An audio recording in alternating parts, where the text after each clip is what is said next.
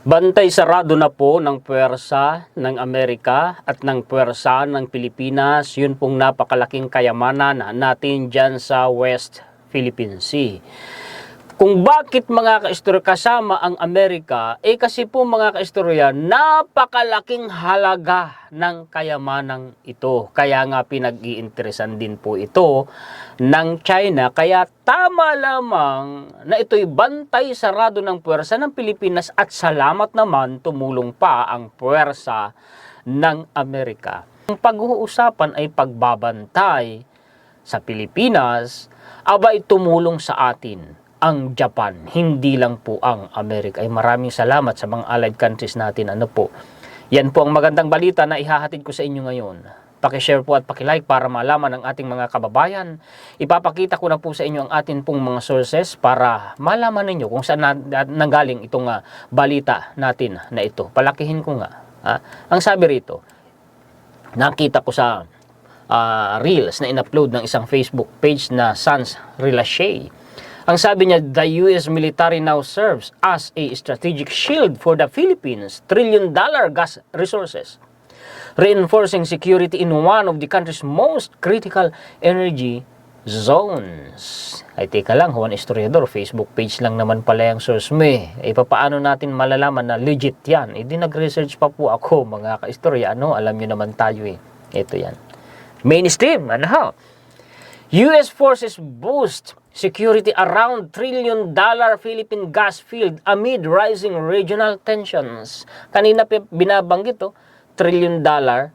Laking halaga nga, mga kaistorya. Ay kaya hindi yan babaliwalain ng Amerika. Siyempre, hindi papayag ang Amerika na makamkam yan ng China. Mauungusan sila ng China pag nangyari yan. So sabi nga ng mga Amerikano, you scratch my back and I will scratch yours.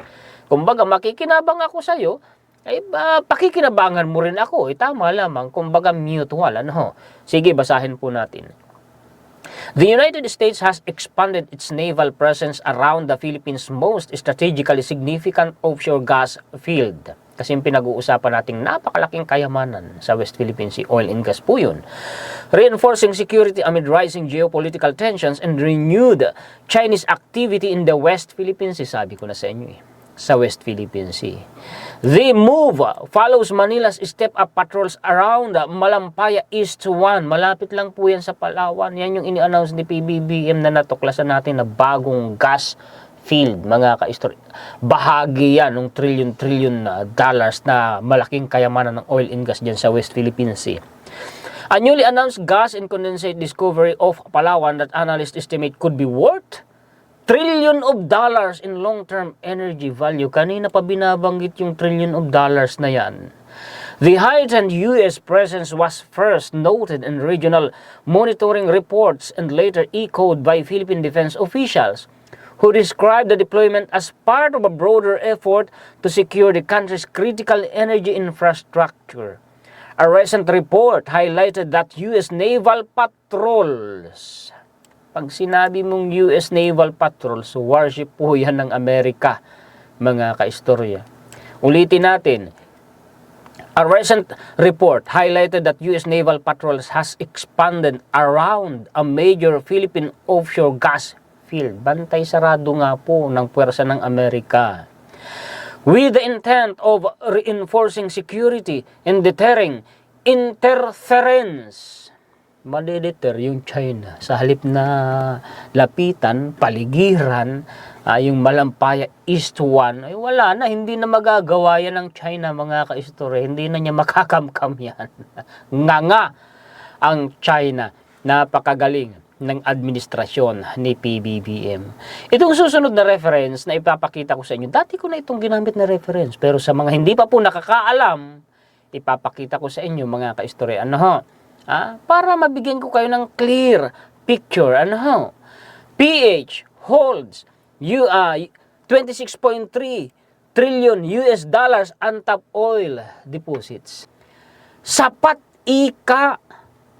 itong kayamanang ito para mabayaran ng buo ang utang ng Pilipinas. Nasa 17 trillion pesos ang utang natin ngayon. Pesos yun hindi dollar, mga kaistorya. At sapat pa ito, sobrang pambayad utang maiaahon pa nito ang Pilipinas sa kahirapan. Sabi pa nga inihalin tulad pa tayo na nakaupo sa bundok ng mga ginto. Napakalaking kayamanan talaga, kaya hindi nakakapagtakang pag-interesan ito ng mga bansa sa buong mundo, lalo ng China Basahin natin. The Philippines is virtually sitting on a mountain of gold. Sabi ko na sa inyo, hindi literal na gold ha. Anong gold yon? With untapped hydrocarbon deposits. Hydrocarbon, oil. Estimated at $26.3 trillion, mostly found in a disputed Spratly chain of islands. Spratly? Ayan, nasa Kalayaan Island Group, Municipality of Kalayaan na pinagtatalunan ngayon. Nandyan yan. Nandyan po yan. Tapos gusto ibigay na sa China. Hello?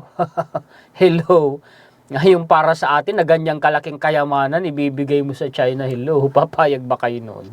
Mga kaistorya, yung atin na ibibigay pa sa iba. Di ba? Sabi nga pera na, naging bato pa.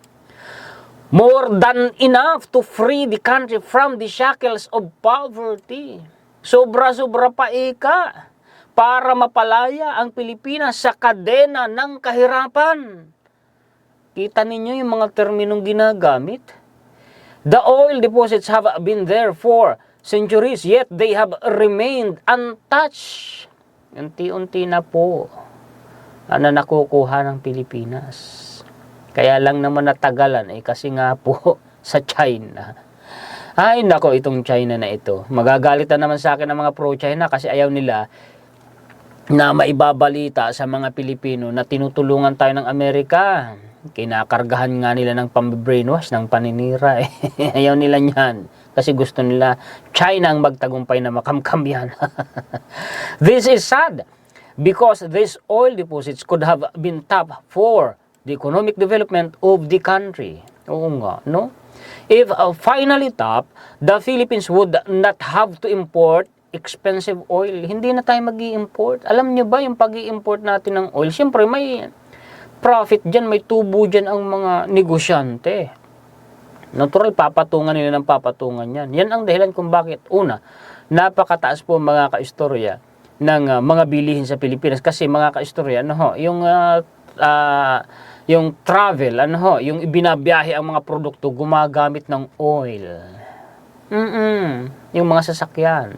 Ipinapatong yun sa presyo ng mga produkto. Yan din ang dahilan kung bakit ang mahal ng kuryente sa Pilipinas. Yan din ang dahilan kung bakit ang mahal ng pamasahe sa Pilipinas. Ay kung matap natin at mapakinabangan yan, ma-exploit natin yan, hindi na tayo mag-i-import ng napakamahal na oil. Hindi na tayo mag-i-import ng gas. Ay sabagay, meron tayong source. Ang ibig kong sabihin, mga ka-istorya, hindi na tayo mahihirapan sa napakamahal na presyo ng kuryente, ng pamasahe, mahal na presyo ng bilihin. Bigla pong bababa ang inflation sa Pilipinas. Yayaman ang Pilipinas In fact, the country would be an exporter of oil. Sa halip pa nga na mag-import, mag-export pa tayo mga ka-istorya. And at the same time, provide an answer to the unabated rise of gasoline prices almost every week.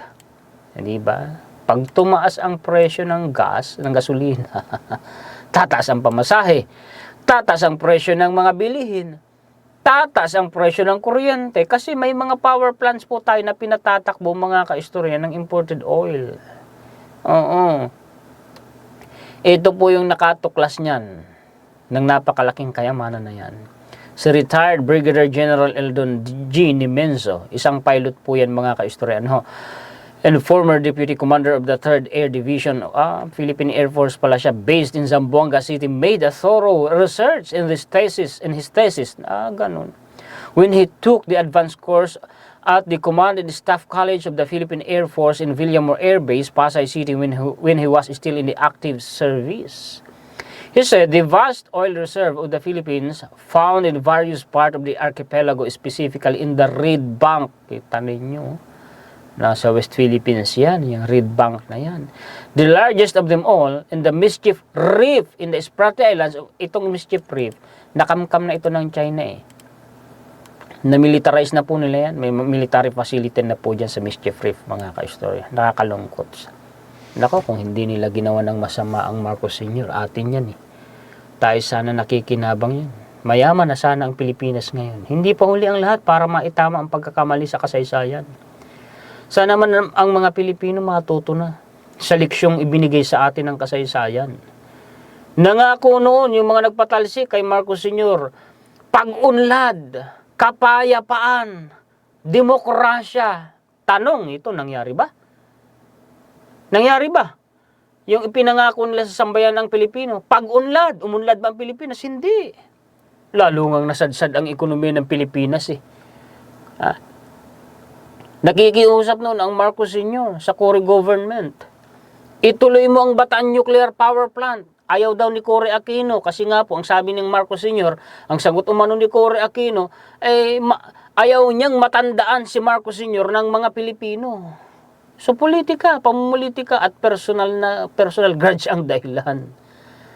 Kaya ang sabi ng Marcos Sr., tingnan ninyo, 20 years from now, bagsak na ang Pilipinas. Nangyari ba o hindi? Hindi lang basta nangyari. Talagang nalugmok ang Pilipinas. O nasaan yung pag-unlad na ipinangako? Isa pang ipinangako, kapayapaan. Nagkaroon ba ng tunay na kapayapaan sa Pilipinas? Hindi. Bakit? Ay dahil po mga kaistorya sa mga komunista rebuilding grupo sa Pilipinas. Pinalaya ni Cory Aquino yung mga pinaghuhuli ni Marcos Sr. na mga rebelde. Dumas na yun, pinalaya. Ano, tanong nangyari? Umabot pa sa mahigit 50 taon tayong pinahirapan ng rebuilding grupo. Na ngayon, unti-unti na silang natutunaw. Diba? Nasaan yung pinangako? Ay kung hindi po ginawa ng masama ang Marcos Sr., baka superpower and first world country ngayon ang Pilipinas. Baka payapa tayo. Baka walang China dyan na binubuli tayo ngayon. Bakit? Malakas tayo noon ang armed forces natin. Habang tayo po'y nagpapalakas ng armed forces natin noon, uulitin ko, ang China noon nagkakagulo. May civil war po sila. Nag-aagawan ng kapangyarihan. Grupo po ni Chiang Kai-shek at saka ni Mao Zedong. Naglalaban. Oo. Natalo ang puwersa ni Chiang Kai-shek, ng puwersa ni Mao Zedong. Tumakas yan, yung grupo ni Chiang Kai-shek, papunta po sa isla ng Formosa na ngayon ay tinatawag na Taiwan at nagtatag sila ro ng sarili nilang gobyerno. Kaya ang Taiwan, mga kaistorya, totoo naman talaga historically, sakop po yan ng China. At ang mga Taiwanese, dugong Chinese po yan. Totoo yan, mga kaistorya. Kaya lang gusto nila, mga kaistorya, ng sariling bansa na sila ay may kasarinlan, may kalayaan. Gusto nilang humiwalay sa China. Ayaw naman pumayag ng China. History yan, totoo yan, mga kaistorya. Sasabihin nila, hindi natin problema ang problema ng Taiwan at ng China. Hindi nga. Ang problema nga, dinadamay tayo ng China. Ang problema natin ay ang China, hindi ang Taiwan. Di ba, mga kaistorya? At pagka sinugod ng China ang Taiwan, damay tayo ron. Lalo na, ilang daang libo ang mga OFW sa Taiwan. At yung proximity, napakalapit natin sa Taiwan. Kakampi pa ng Amerika ang Taiwan. Natural, kakampihan niya ng Taiwan. At ang laban ng Amerika, laban ng mga allied countries nila. Kagaya ng Pilipinas, nasa Mutual Defense Treaty yan. Kaya paano hindi tayo madadamay, di ba? Kung sakali, hindi natin hinahangad ang labanan. Pero kung sakali, mga kaistorya, walang hindi tayo tutugon sa tawag ng Amerika. Palagay ko naman ang mga Pilipino, mga kaistorya, gigil na sa China di ba? Okay, nasabi ko lang. History, totoo yan. Mga kaistorya, realidad yung sinasabi ko sa inyo. The Philippines is like a blind beggar sitting on a mountain of gold. Para ika tayong pulubi na nakaupo sa bundok ng mga ginto. Pulubi ka. Diba? Pero ang kinaupuan mo bundok ng mga ginto, ibig sabihin pala mayaman ka, pero bakit pulubi ka? Kasi ngayon napakalaking kayamanan natin, hindi natin napapakinabangan. Bakit? Dahil sa pakikialam ng China. Within the country's 200-mile exclusive economic zone. Hello, mga pro-China. Our potential recoverable hydrocarbon deposits worth an estimated $26.8 trillion. This is more than enough to lift the country from the centuries-long morass of poverty and underdevelopment. Diba? The huge untapped oil deposits in the country may have attracted other nations like China and the United States. Sabi ko sa inyo Kaya pala, tayo'y tinutulungan ng Amerika na magbantay dyan mga kaistorya, napakalaking kayamanan na yan. Excuse me po. Kaya pala, nandyan din ang China kasi dahil dyan sa napakalaking kayamanan na. Ngayon, naiintindihan na natin ang sitwasyon. Kaya pala. In fact, China has been aggressively constructing infrastructures in the Spratly apparently to lay claim on this contested chain of islands claimed by Philippines, Brunei, Malaysia, and Vietnam. Kaya pala ginagawa yun ng China. In his research, Nimenzo found out that the amount of hydrocarbon deposits in the country could be more than $26.3 trillion following the recent discovery of oil reserves. And yaman talaga ng Pilipinas, Hindi lang pala ito, mga kaistorya, mahigit pa raw dyan mahigit pa raw dito. Kasi meron pang natuklasan sa Sulu Celebes Sea, nasakop din ang teritoryo ng Pilipinas. Napakayaman talaga ng Pilipinas. Naku, gobyerno naman natin, bilisan naman po ninyo. Tayo natutuwa sa ginagawa ng administrasyon ni PBBM, mga kaistorya. Sana porsigihin pa. Maganda po ang potensyal na yung kinabukasan ng Pilipinas. Basta tamang presidente lang po ang nasa Malacanang. Malaki ang potensyal nating maging first world country at maging superpower country. Meron pang sinasabi dito, the data Nimenzo gathered are supported by findings from other sources, including a report by China's Ministry of Geology and Mineral Resources that the oil deposits in the Spratly could reach 17.1 billion barrels. Aba, nag-research din pala. Pag sinabi mo research, marine seismic survey, kabilang yun. Nagsagawa nun ang China. At yung research po ni Nimenzo, tumutugma din mga kaistorya sa datos na nag-gathered ng China. This is more than 13 billion barrels of oil deposits of Kuwait, one of the world's top oil producers. Naku, mas malaki pa pala yung yaman nating oil kaysa sa Kuwait, mga kaistorya. Di ba? Napakayaman ng Kuwait. Miyembro yan ng OPEC Oil Petroleum Exporting Country, kung hindi ako nagkakamali ang meaning nun. Ganun, kayaman ang Pilipinas. Eto na panahon pa ng Marcos Sr. Pinara-research na nila yan Binanggit na nga dito tingnan ninyo. Kaya tama yung sinasabi ko kanina tungkol sa history The Spratly issue has become a flashpoint following the discovery of oil underneath the sea in the 1970s. Pag sinabi mong 1970s, mga kaistorya, panahon ng Marcos Sr. yan. The Philippines is claiming ownership of the Spratly Islands along with China, Taiwan, Brunei, Malaysia, and Vietnam. Time to modernize. Napanahon na ng Marcos Sr. Magagalit sila sa akin. Totoo ito. History ito. Wala ito sa libro. Ang mga history na ibinabahagi ko sa mga manonood, karamihan po wala sa libro. Hindi na pag-aaralan sa paaralan. In 1978, former President Ferdinand E. Marcos issued Presidential Decree 1596 incorporating some islands of the Kalayaan to strengthen Philippine claim over these mineral-rich islands na ngayon ito pinagtatalunan din ng mga senador. Mga Chinators, sasayagin ba natin ito? Binanggit na yung Presidential Decree number 1596 declaring the Kalayaan Island Group as municipality, teritoryo ng Pilipinas. Aside from oil, natural gas, minerals, and polymetals such as gold, silver, iron, and nickel are found under the sea. Wow! May mga ginto at silver din pala dyan sa ilalim ng dagat natin sa West Philippine Sea. Grabe! Nakakalula na ito. The Spratly is also a rich fishing ground. Kabuhayan ng mga Pilipino as witnessed by this writer during a visit to the Kalayaan Island way back in 1979 with then Defense Minister Juan Ponce Enrile. During the interview, Nimenzo stressed the need to modernize the armed forces of the Philippines, particularly by acquiring multi-role fighter equipped with modern weapons to patrol and defend the country's airspace and sea lanes, with the latter more than twice as long as that of the United States. Hindi lang multi-role fighter jets ang kayang build. Kaya pala, alam niyo ba, tama yung desisyon ni PBBM na tayo mag-a-acquire ng multi-role fighter jets na KF-21 Boramae sa South Korea. Yun din pala ang purpose nun, para mabantayan yung West Philippine Sea. He also cited the need for Filipino technocrats to be at the forefront in running joint cooperation. Tama. mga technocrat, yung mga economic managers ni PBBM, mga technocrats Totoo yun, mga kaistorya. So on and so forth, meron pa nga na binabanggit dito, yung Baho de Masinloc, yung Scarborough Shoal na kamkam na ng China. Ay nako, pag alis ng Marcos Sr., anong nangyari? Wala nakamkama na tayo mga kaistorya ng teritoryo. Diba? Sayang. Ang Japan po ay nagbigay sa Pilipinas ng 5 coastal surveillance radar.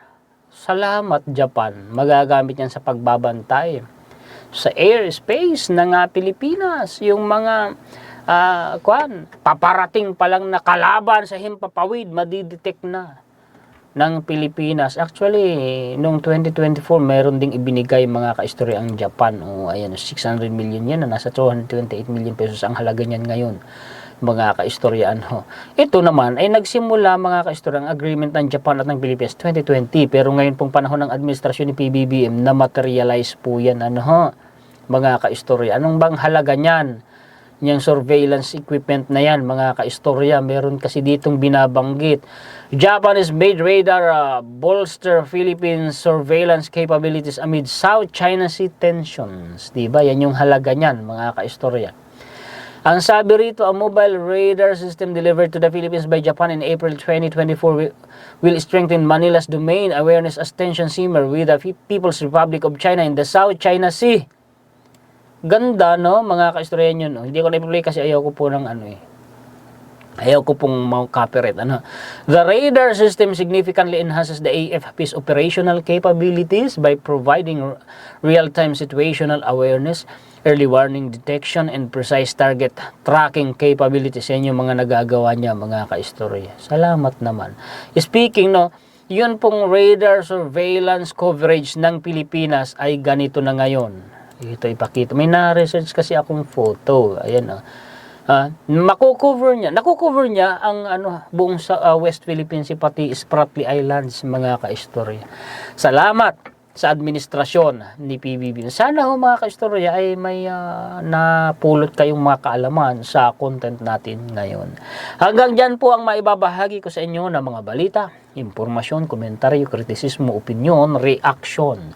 Maraming salamat sa inyong mga sulit kaistorya sa buong mundo. Mabuhay po kayo. Shout out po sa inyong lahat. Maraming salamat sa walang sawa ninyong pagsuporta at lagi ninyong pag-aabang panonood sa inyong lingkod. Maraming salamat din po sa mga bagong viewers natin at nagpapasalamat tayo ng marami higit kanino man sa atin pong Panginoon. Sa susunod po ulit natin na content, muli ako po si Juan Historiador, ang taga-kwento ng totoong istorya ng kasaysayan na nagmamalasakit sa kapwa ko Pilipino at nagmamahal sa bayang ibang bansa nga Pilipinas.